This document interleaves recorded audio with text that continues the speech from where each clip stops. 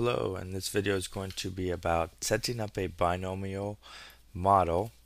Okay, and this is actually, I didn't say this in the last video, but a binomial random variable is a discrete random variable. Okay, so we're going to go ahead and set up a binomial model given a situation. So I'm going to tell you that that 20% of the boxes, cereal boxes, contain Tiger Woods. Have a picture of Tiger Woods.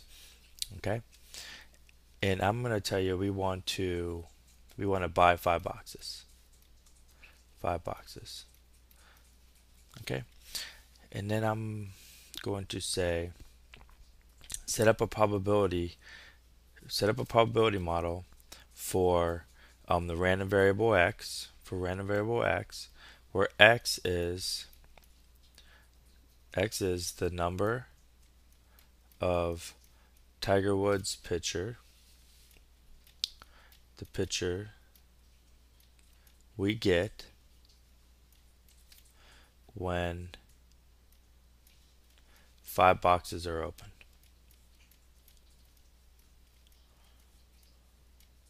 So it's the number of successes, and a success would be getting a Tiger Woods picture. We get when 5 boxes are open.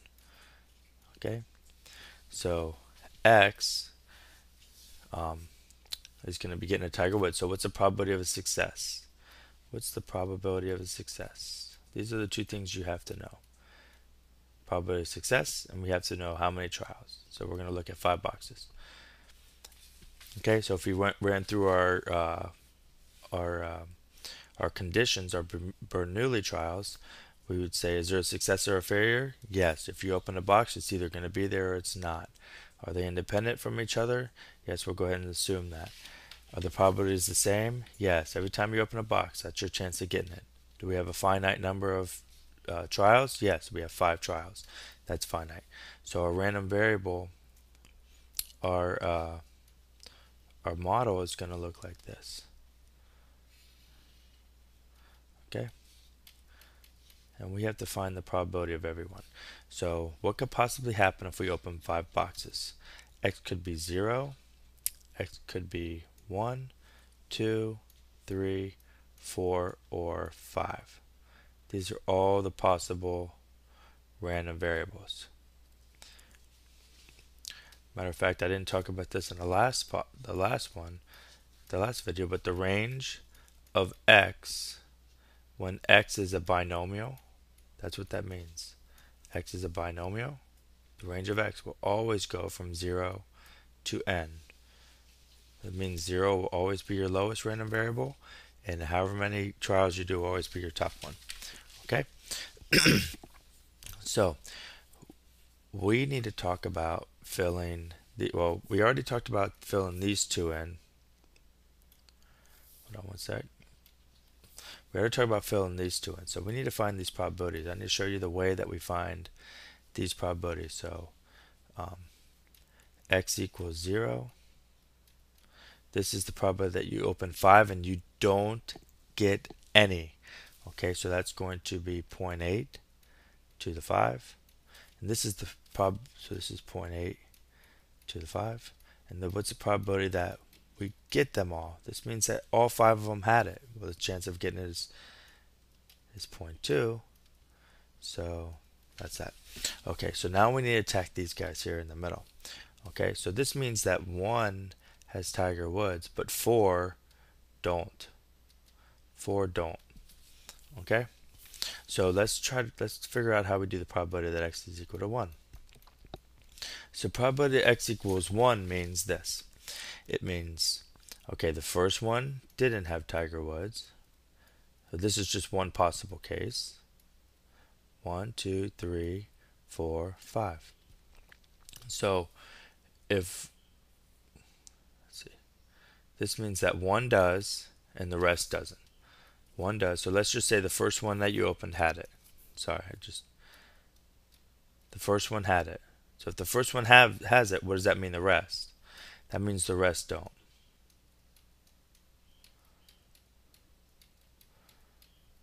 Okay? And we know that probability because they're independent from each other, so we could just multiply them. So that's zero point 0.2 times 0.8 times 0.8 times 0.8 times 0.8. Okay? Which equals to 0.2 times 0.8 to the fourth. Okay? But unfortunately this isn't it. This isn't our probability because there's different ways. This is just one way it could happen. Okay, there's different ways. For example, another way this could happen is the first one you pull didn't get it. So the first one we opened, there was no Tiger Woods there. No Tiger Woods picture. So that would be zero point 0.8. But the second one had it, so that would be 0.2. And then the rest didn't. The rest didn't have it. So that would be all 0.8, 0.8, 0.8. So how many 0.2s do we have? We have 1.2, and the rest are 0.8. So this is kind of like a good thing because we notice that every different way that we could arrange these, every different way I could arrange one Tiger Woods and four not Tiger Woods are all disjoint from each other because you can't get the first one Tiger Woods and the rest not any other way. That's the only way that could happen. This is disjoint from this one. So the key here is this becomes an addition problem. This becomes a problem where I just need to find out how many of these are, how many are here. Okay, so how many of these do we have, and then add them all together. Then add them together.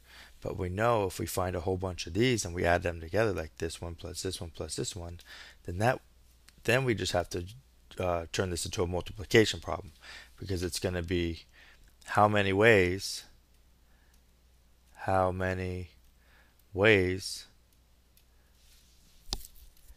can we arrange one success. Okay, that's one success and four failures. Okay, so we could almost see it here in this example. We could almost see it here because this would be, let's see, success, failure, failure, failure, failure, failure, success, failure, failure, failure. So this would be something like this would be Tiger Woods. He didn't. That's failure, failure. The third one would be a success, and then the rest would be failures. Okay, so this is one way, two ways, three ways. Another way would be, okay, I'm just going to use TWC means failure, so it would be failure, failure, failure. The fourth Tiger Woods came here, and then a failure.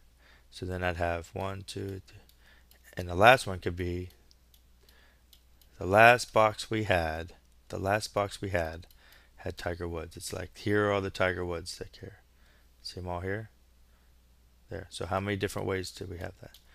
Okay, so if we were doing this probability that x equals 1, so it would look like this. The probability of x equals 1, it's 5 of these added together. It's 5 of these added together. So, but this is the same thing as this, which would be the same thing here, which would be the same thing here, which would be the same thing here. So if we know if we add the same thing 5 times, that would just be 5 times this. 5 times this. So that's the probability.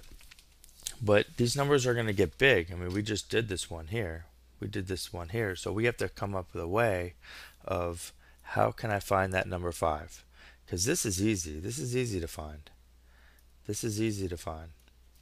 Okay, because this is just how many successes, because we had one success and we had 4 failures. Okay, so you know that. But how can I find this? So there's a formula. There's a formula that tells us how many ways we could find how many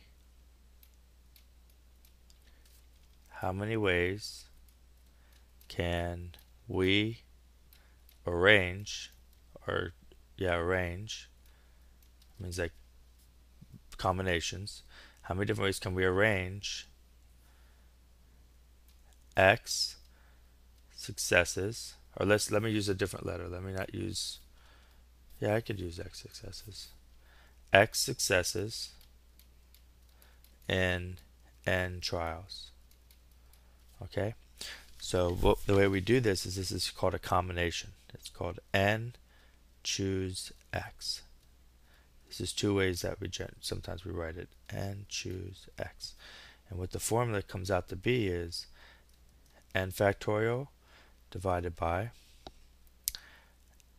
x factorial times n minus x factorial. Okay, so we'll take this to the next page. So how many ways so it would be n choose x.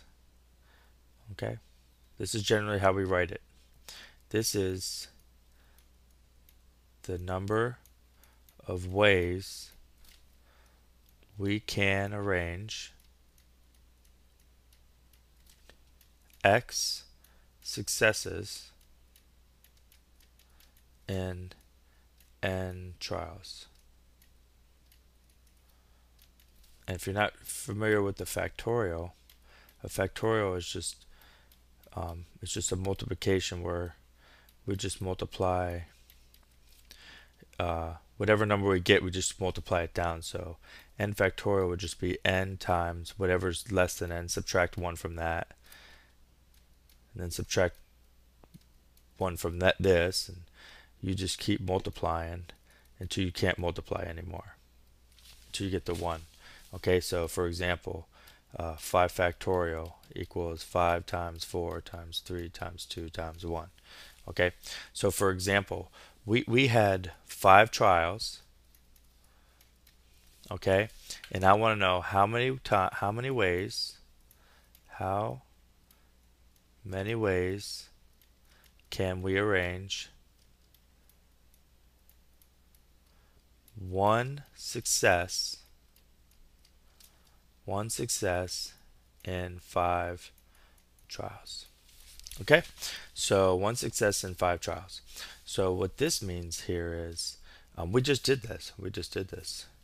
Okay, so we had 1 success, 4 failures. We had 1 success, 4 failures, 1 success. So how many different ways could we do that? We found it to be 5 ways. So if we had 5, so this would be 5 trials, we want 1 success. So this is going to be equal to 5 factorial, okay, over x factorial, which is 1. 1 factorial is just 1, times 5 minus 4 factorial. That's our 5 minus 1 factorial. Okay, see how this just follows this formula right there? This is x, this is n, and this is x. Okay, so this would be 5 times 4 times 3 times 2 times 1, and this is going to be 4 factorial. See how this is 4 factorial? So this is going to be 4 times 3 times 2 times 1, and everything that cancels, that's on the top, and I'm left with 5, so it worked. Okay, so the formula for a binomial then is the probability that the big X, this is my random variable, which is equal to the little x. The big X means that it's my random variable. The little x means it's the number of successes in n trials, because it's a binomial. This equals n choose little x. Okay, let's look at this. This was a 1 right here. Now if you notice this 1.2, we're looking for 1 success. So this is the probability. If you look at here, this is the probability of a success. 0.2 to the 1. So it's going to be P. This is the probability. We will always have this many successes. Okay, and then if you look at this 0.8, which is 1 minus this is 1 minus 0.2. This is 1 minus P. So this is 1 minus P. Okay, now this is a little tricky because this one plus this one has to equal n. This has to be the total number of trials, because if you had 1 success here, let's say we had 5 trials. If I had 1 success here, then this would have to be 4. Okay, because if I had 5 trials, if I had 5 trials, and this was one success, the rest had to be failures. Okay, so it's almost like saying x plus what here will give me n. Well, if it's n minus x, okay, because see how these x's will cancel out. So this would be n minus x. Okay, so this is the formula, and this formula is given. Okay, and we're going to have a calculator way to do it.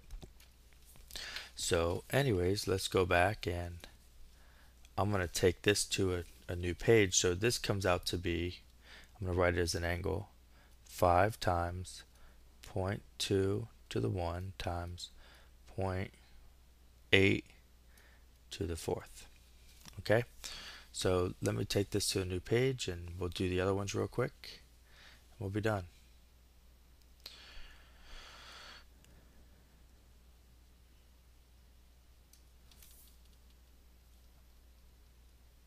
Okay, I can't take it to a new page, but let's go ahead and do the probability. So just if you remember, we had 0, 1, 2, 3, 4, and 5.